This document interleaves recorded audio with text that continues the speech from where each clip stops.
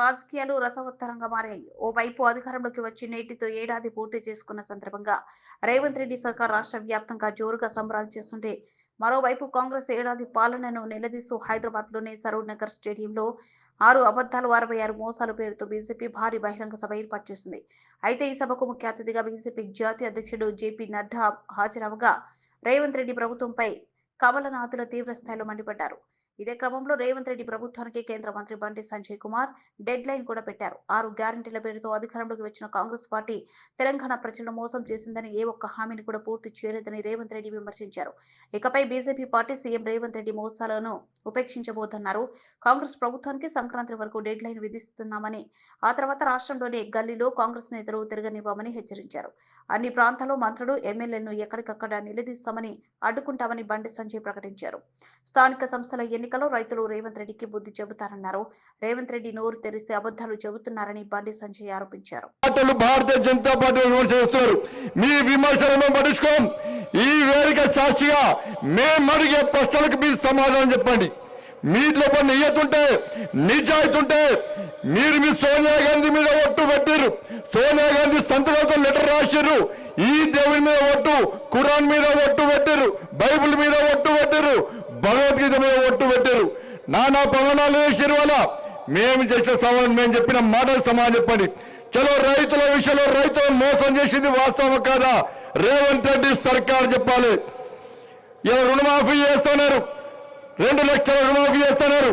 సాక్షాత్తు వ్యవసాయ శాఖ మంత్రి ప్రకటన చేసిండు. ఇంకా 22 లక్షల మందికి రుణమాఫీ చేయాలని చెప్పి సాక్షాత్తు వ్యవసాయ శాఖ మంత్రి ప్రకటన ఇస్తే, రేవంత్ రెడ్డి మాత్రం రుణమాఫీ చేస్తాం అందరికీ అని చెప్పి రేవంత్ రెడ్డి సర్కార్ చెప్తున్నారు.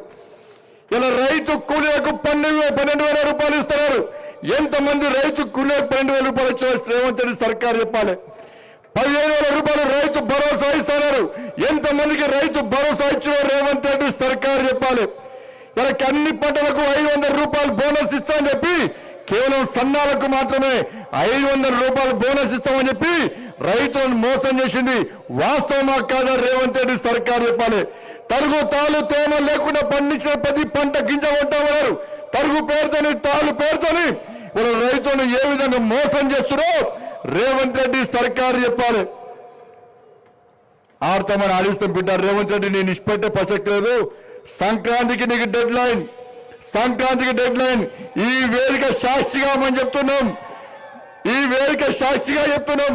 మనమంటే గంగిరెద్దులో కదా భారతీయ జనతా పార్టీలు అచ్చొచ్చిన ఆంబొత్తులుగా తెలంగాణ రాష్ట్రం దోచుకుంటే దొంగలు మీ కాంగ్రెస్లు. అదే మీ గంగిరెద్దులు వాళ్ళన్నారు, అలా మీరు అంటున్నారు. Sankranti deadline Revanth Reddy. సంక్రాంతి తర్వాత ఏ ఒక్క కాంగ్రెస్ పార్టీ నాయకుని రోడ్ల మీద తిరగడం, ప్రతి గల్లీలో పరిశీలిస్తాం, ప్రతి వీధిలో పరిశీలిస్తాం, ప్రతి గ్రామంలో పరిశీలిస్తాం, ప్రతి మండలంలో పరిశీలిస్తాం. రైతులకు ఇచ్చిన హామీలను నెరవేర్చాల్సిన బాధ్యత నీది. లేకుంటే గ్రామ పంచాయతీ ఎన్నికల్లో కానీ రాబోయే ఎన్నికల్లో నీకు గుణపాఠం చెప్పడానికి తెలంగాణ రాష్ట్ర ప్రజలు సిద్ధంగా ఉన్నారనే విషయాన్ని గుర్తుంచుకోవాలి. మహిళలను మోసం చేశారు. పెళ్ళైతే తులం బంగారం అన్నారు. ఎంతమందికి తులం బంగారం ఇచ్చారు? ఇంటికి వచ్చిన కోడలకు 2,500 రూపాయలు ఇస్తారు. ఎంతమంది కోడలకు ఇచ్చారు? అవ్వా తాతలకు, అత్తలకు, మామలకు 4,000 రూపాయలు ఆశ్రయం పెన్షన్ ఇస్తున్నారు. ఎంతమందికి ఇచ్చారు? ఇలా స్కూటీలు ఇస్తున్నారు, యువతకు స్కూటీలు ఇస్తున్నారు.